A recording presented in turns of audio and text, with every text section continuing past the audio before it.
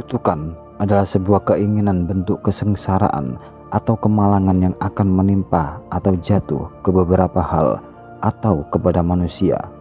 Bagi orang Indonesia, kutukan bukan hal yang baru, di mana hal ini sudah ada sejak zaman dahulu. Bahkan hidup dari orang yang dikutuk menjadi menderita, mati, atau berubah menjadi objek tertentu seperti batu. Kali ini Budaya Kita Channel membahas deretan legenda kutukan yang ada di Nusantara, khususnya di Jawa. Berikut legenda kutukan yang Budaya Kita Channel lansir dari berbagai sumber sebagai berikut.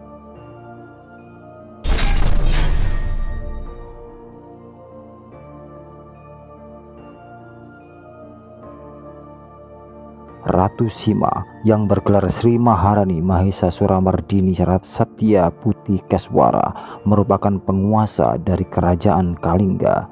Ratu Sima memerintah Kerajaan Kalingga sejak tahun 674 hingga 695 Masehi.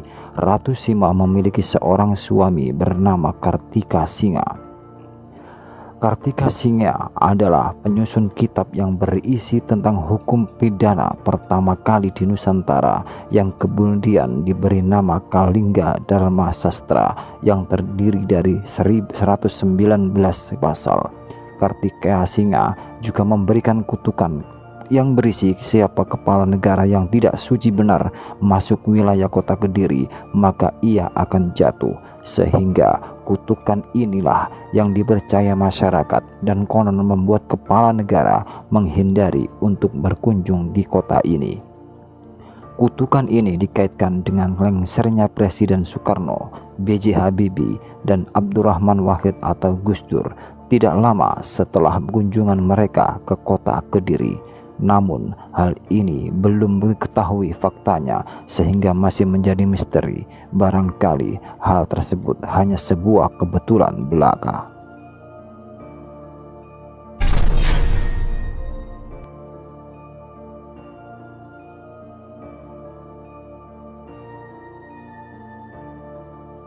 Keris Empu Gandring adalah senjata pendiri kerajaan Singosari, Ken Angrok, yang konon memiliki kesaktian dan kutukan mengerikan. Senjata yang dikisahkan terbuat dari batu meteor ini bahkan mencabut nyawa pembuat dan pemiliknya sendiri.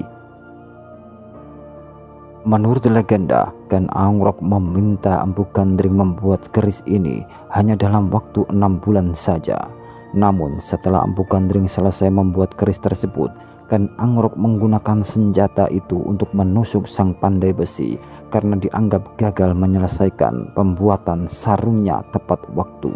Dalam kondisi sekarat, Empu Gandring mengucapkan kutukan, mengatakan bahwa keris tersebut akan meminta tumbal nyawa 7 turunan dari Ken Angrok.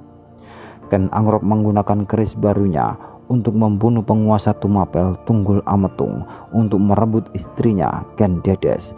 Ken Angrok juga merebut posisi Tunggul Ametung sebagai penguasa Tumapel dan mendirikan kerajaan Singosari. Setelah sempat menutupi pembunuhan Tunggul Ametung dengan menjadikan temannya Kebo Ijo sebagai kambing hitam, perbuatan Ken Angrok akhirnya terungkap juga. Anusapati, putra dari Tunggul Ametung dengan Ken Dedes, membalaskan dendam ayahnya dengan membunuh Ken Angrok menggunakan keris Empu Gandring. Namun kekuasaan Anusapati tidak berlangsung lama karena putra Ken Angrok yaitu Tohjaya balik membalas dendam dan membunuh Anusapati lagi-lagi dengan keris Empu Gandring. Meski pada akhirnya kutukan Empu Gandring tidak menjadi kenyataan, keris buatannya mengambil setidaknya 7 nyawa termasuk Empu Gandring sendiri, Ken Angrok, Tunggul Ametung, bahkan Ken Dedes juga disebut-sebut tewas karena keris tersebut.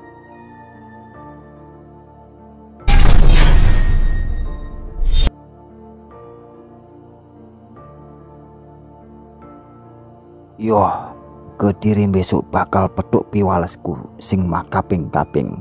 Yo iku Kediri bakal dadi kali, Blitar dadi latar, lan Tulung Agung dadi gedung. Kalimat itu adalah sepatan atau kutukan yang diucapkan Lembu Suro tokoh legenda yang mewarnai sejarah Kabupaten Kediri di Jawa Timur, juga sejarah Kerajaan Majapahit.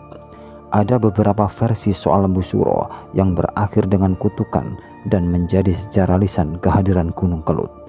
Meski demikian, semua bertutur tentang cara seseorang perempuan cantik menolak lamaran Lembu Suro.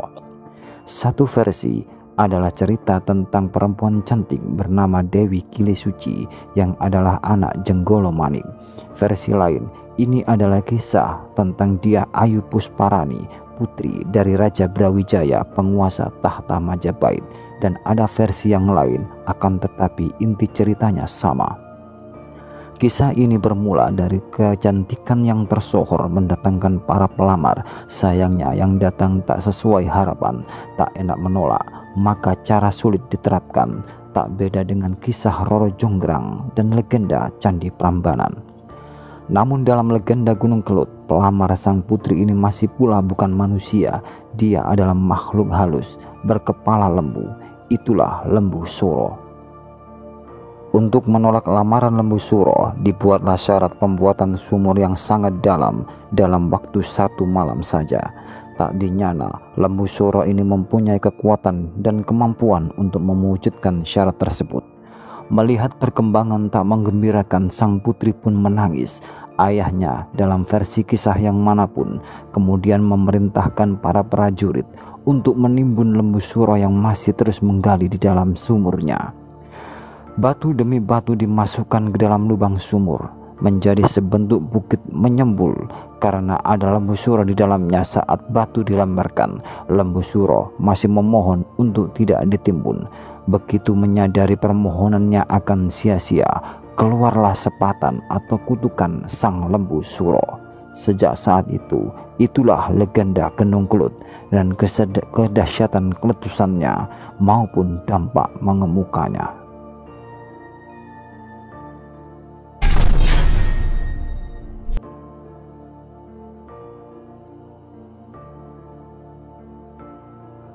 Di balik keindahan air terjun Coban Rondo di Kecamatan Pujon, Kota Batu, Kabupaten Malang, Jawa Timur, ternyata ada kisah mistis yang menyelimutinya. Air terjun Coban Rondo dikenal angker bagi pasangan yang berpacaran. Mitosnya, pasangan muda-mudi yang belum menikah jangan harap hubungannya bisa awet jika berkunjung ke tempat yang satu ini.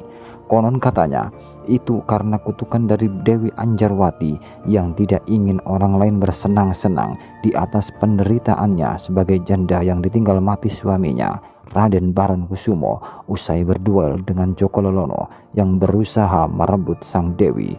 Pada malam-malam tertentu, Dewi Anjarwati juga disebut sering menampakkan wujudnya di sekitar air terjun sambil menangis terseduh-seduh.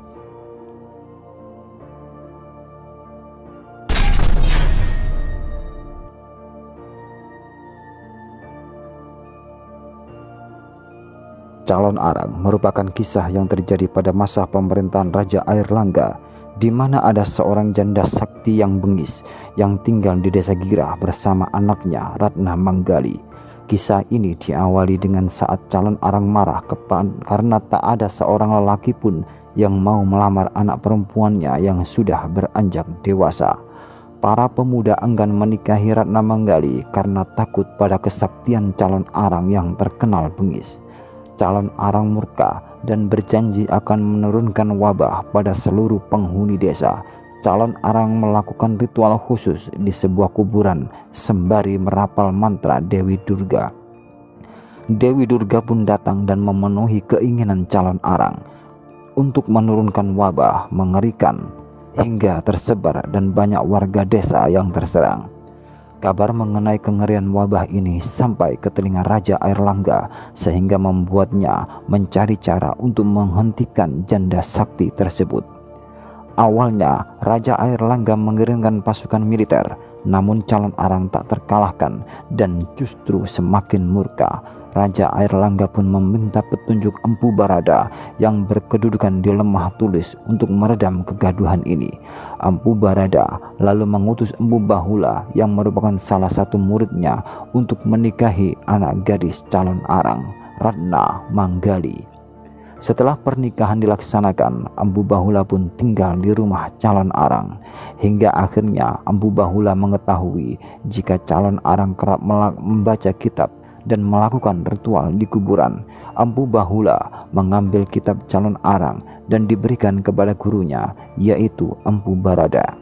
Setelah mengetahui isi kitab tersebut, Empu Barada langsung menemui calon arang yang tengah ritual di kuburan. Janda sakti tersebut diminta menghentikan kutukannya. Calon arang sebenarnya setuju permintaan Empu Barada, namun dengan satu syarat, dirinya minta untuk diruat agar dosanya luntur. Namun Empu Barada menolak karena dosa calon arang yang sudah terlalu besar, lalu membuat keduanya terlibat pertikaian. Calon arang pun terbunuh oleh Empu Barada yang lebih sakti. Empu Barada menghidupkan lagi calon arang untuk diberi ajaran kebenaran. Setelah calon arang merasa senang dan bahagia, ia kemudian dimatikan kembali, lalu jasadnya dibakar hingga membuat wabah penyakit mengerikan itu pun hilang seketika.